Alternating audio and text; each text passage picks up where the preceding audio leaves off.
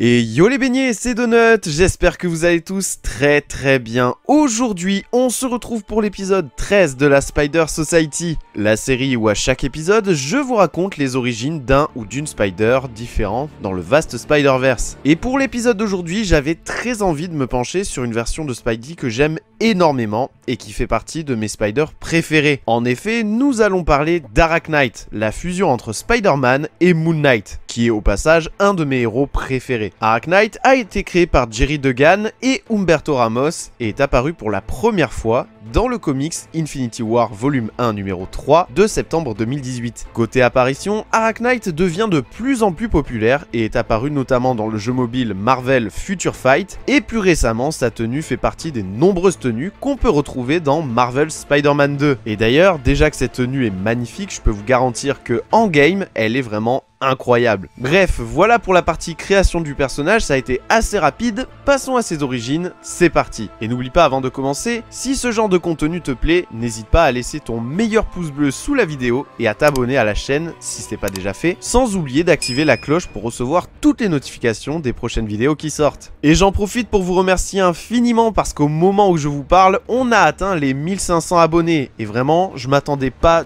du tout un jour à voir la chaîne monter comme ça. Alors encore une fois, merci infiniment. Voilà pour le petit disclaimer, on reprend la vidéo. Arachknight provient de la Terre 616, la Terre principale de l'univers Marvel. Enfin, oui et non, car il fait partie en réalité du Warp World. Je m'explique. Le Warp World, c'est un monde créé par Gamora lorsqu'elle a obtenu le pouvoir des pierres de l'infini. Elle a scellé chaque âme de l'univers à l'intérieur de la pierre de l'âme, puis a plié cet univers en deux, d'où le nom Warp World. Ce qui a pour effet de faire fusionner un être vivant avec un autre, et par conséquent ici, un super-héros avec un autre. Parmi les héros connus de cette série, on a notamment Iron Hammer, la fusion d'Iron Man et Thor, Supreme Soldier, la fusion de Doctor Strange et Captain America, Weapon X, fusion de X-23 et Scarlet Witch, et j'en passe. Bref. Un soir, alors qu'il était encore jeune, Peter visite le Festival mondial de sciences au musée américain d'histoire naturelle, accompagné de son oncle Ben et de sa tante May. Sur le chemin du retour, Peter les convainc de traverser Central Park au lieu de prendre un taxi, histoire de profiter de Central Park de nuit. Et puis, parce qu'il avait envie de se dégourdir les pattes. Et ce fut une très mauvaise idée, puisqu'ils sont ensuite attaqués par une mystérieuse créature verte qui s'avère être le Goblin by Night, la fusion entre le Bouffon Vert et Werewolf by Night. Mais ça, j'y reviendrai plus tard. La créature mord Peter au cou, qui s'effondre ensuite sur le sol. Ben essaye de s'interposer, mais malheureusement, le Goblin by Night tue de sang-froid oncle Ben en lui brisant la nuque. Et après, c'est au tour de tante May qui finit tranchée en deux par la bestiole verte. Alors qu'il était dans un état critique, une araignée monte sur la joue de Peter. Cette dernière lui parle,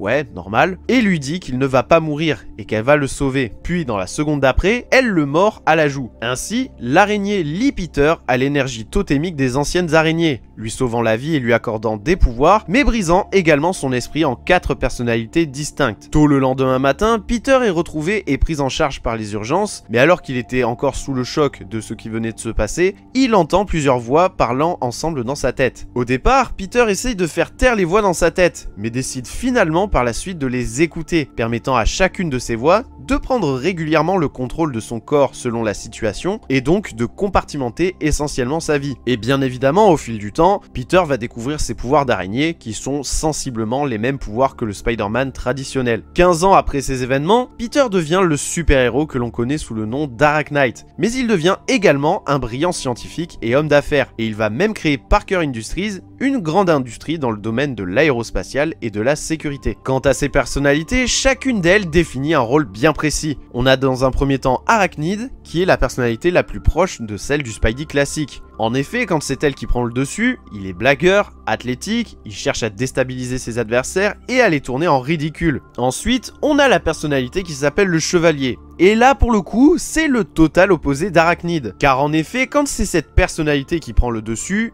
il est plus comme Moon Knight, très sérieux, sombre et extrêmement violent. Je vous le dis, il rigole zéro. Ensuite, on a la personnalité qui s'appelle Peter PDG. C'est la personnalité charismatique de Peter qui lui permet d'afficher une certaine confiance en lui. Et enfin, on a Peter le scientifique, qui représente son esprit de génie et sa passion pour les sciences. Et contrairement à Arachnid et au Chevalier, il n'est pas du tout sportif, et surtout le plus drôle, il a peur du vide. Et vous allez voir, ce détail est très important pour la suite. Peter Parker, qui a une vie bien remplie, peut tout de même compter sur son meilleur ami, Harry Russell. Harry est littéralement le bras droit de Peter, il le soutient tant dans sa vie professionnelle que dans sa vie de justicier masqué, du fait qu'il connaît le secret de Peter. Mais il s'arrange toujours pour que le Peter PDG reprenne toujours le dessus quand c'est nécessaire pour rediriger l'entreprise. Plus tard, alors qu'ils sont sur la route pour se rendre à l'aéroport, Harry reçoit un appel de son père, lui disant qu'il ne se sentait pas bien et lui demandant de venir. Harry répond alors à son père qu'il n'a pas le temps de revenir, mais Peter insiste pour tout de même s'y rendre, afin qu'Harry aide son père. Et alors qu'ils arrivent chez Norman et que Peter attend dehors, son sens de l'araignée s'affole, et dans la seconde qui suit, le Goblin by Night lui saute dessus dans le but de s'enfuir. Peter reconnaît ainsi la créature responsable du meurtre de son oncle et de sa tante, et alors qu'il était en civil, il enfile aussi sec son costume pour le poursuivre. Car oui, l'une des particularités d'Arach Knight,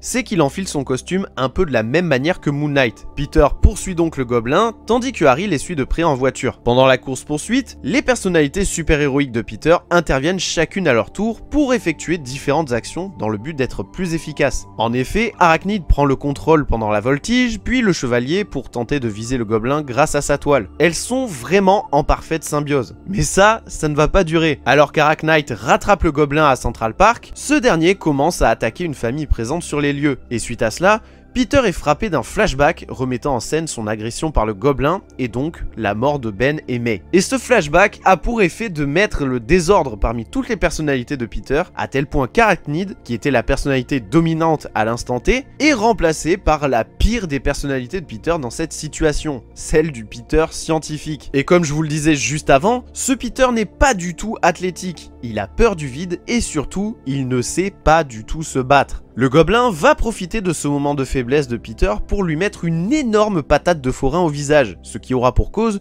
de lui arracher un morceau du masque. Mais alors que le Peter scientifique commençait à être apeuré comme jamais, il est remplacé très rapidement par le chevalier, qui lui n'a peur de rien, et qui se bat de manière acharnée et très violente. Et d'ailleurs, très souvent quand c'est lui qui se bat, le chevalier a tendance à utiliser des petites lames pour blesser plus facilement ses adversaires. Cependant, tout comme le Spider-Man traditionnel, il a pour règle de ne jamais tuer personne. Enfin, en temps normal, puisque là, face au Goblin by Night, il n'a qu'une seule idée en tête: assouvir sa soif de vengeance en éliminant la créature. Mais au moment où il allait porter le coup fatal, Peter se fait taser dans le dos par Harry, puis se rend compte que la créature qui avait tué son oncle et sa tante n'était nul autre que Norman, le père de Harry. Car oui, pour remettre un petit peu de contexte, ce dernier est la fusion de Norman Osborn et de Jack Russell, le Werewolf by Night, que vous avez pu peut-être découvrir dans le court-métrage éponyme sur Disney+, que d'ailleurs je vous recommande si vous ne l'avez pas vu et si vous aimez les ambiances des vieux films d'horreur. Par conséquent, Norman était frappé tout comme le Jack Russell original par la maladie de la lycanthropie, ce qui fait qu'il se transformait sans le vouloir et à n'importe quel moment en créature verte croisée de loup-garou. Suite à tout cela, Harry emmène son père qui a repris forme humaine et laisse Peter au sol, ce dernier se sentant trahi par son meilleur ami. Se remettant de ses blessures, Peter reprend la route pour retrouver Harry et Norman, contrôlés par le chevalier et animés par la vengeance comme jamais. Mais les autres personnalités lui disent qu'il doit se calmer et qu'ils doivent échafauder un plan. De son côté, Harry emmène son père au sous-sol de Parker Industries pour soigner ses blessures, mais Norman, qui n'a aucun contrôle sur ses actions, se transforme à nouveau en Goblin by Night et mord Harry dans le cou. En attendant de pouvoir retrouver le gobelin, Peter essaie de retrouver une vie normale, je mets des guillemets, au sein de Parker Industries. Mais alors qu'il est en vidéoconférence, son sens de l'araignée s'affole. C'est alors que le gobelin débarque et se déchaîne dans le bâtiment avant de choper Peter en plein vol. Peter se transforme alors en Arach Knight, avec le chevalier aux commandes, et défonce le gobelin dans les airs. Une fois arrivé au sol, Peter s'apprête à porter le coup de grâce. Mais Harry, qui était complètement affaibli suite à sa blessure, débarque sur un prototype de planeur et supplie Peter de ne pas tuer son père, prétextant que Norman n'avait pas le contrôle de ses actions lorsqu'il a assassiné Ben et May, mais que si Peter ripostait, il le ferait volontairement. Peter, toujours possédé par le chevalier, accepte quand même à contre-cœur la supplique de son ami. Mais après cela, Harry est frappé par une violente fièvre, puis contre toute attente, même si pas vraiment, il se transforme à son tour en gobelin au rire diabolique, ressemblant encore davantage au bouffon vert original, et s'échappe sur son planeur après avoir blessé Peter au passage. Norman, qui avait repris forme humaine, explique ensuite à Peter qu'il avait transmis la malédiction de la lycanthropie à son fils lorsqu'il l'avait mordu. Peter promet tout de même à Norman de travailler travailler ensemble dans le but de trouver un remède pour Harry. Quelque temps plus tard, lorsque Devondra, une créature monstrueuse, commence à consumer le Warp World, d'innombrables manifestations miniatures de Devondra commencent à apparaître partout dans le monde. Arachnite était en train de repousser ces créatures dans le bâtiment du Daily Bugle lorsqu'il fut rejoint par le rassemblement télépathique mondial d'Emma Frost, dans le but de combattre la forme principale de Devondra dans les limites du Warp World. Par la suite, après la défaite de Gamora, Adam Warlock et ses alliés rétablirent l'univers